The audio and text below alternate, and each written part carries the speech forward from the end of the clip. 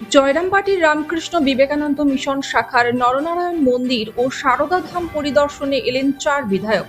মিশনের বিভিন্ন পরিকাঠামো ঘুরে দেখার পাশাপাশি তারা অনাথ ও দুস্থ শিশুদের সঙ্গে সময় কাটান এবং তাদের পড়াশোনা, থাকা, খাওয়া ও দৈনন্দিন জীবনযাত্রার খোঁজ খবর নেন। পরিদর্শনের সময় মিশন কর্তৃপক্ষের সঙ্গে বৈঠক করে প্রতিষ্ঠান পরিচালনার বিভিন্ন বিষয় নিয়েও আলোচনা করেন বিধায়করা। সেই বৈঠকেই উঠে আসে একাধিক অভাব, অভিযোগ ও পরিকাঠামোগত সমস্যার কথা। মিশনের পক্ষ থেকে প্রয়োজনীয় উন্নয়নমূলক কাজ, অবকাঠামো সম্প্রসারণ এবং সরকারি সহযোগিতার বিষয়গুলি তাদের সামনে তুলে ধরা হয়।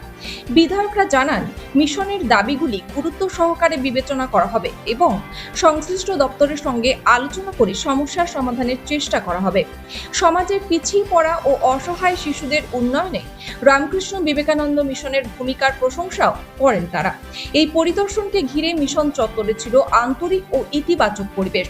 শিশুদের সঙ্গে বিধায়কদের এই সাক্ষাৎ এবং সমস্যার কথা শোনার উদ্যোগ ভবিষ্যতে উন্নয়নের পথে গুরুত্বপূর্ণ ভূমিকা নেবে বলেই আশা সংশ্লিষ্ট মহলের।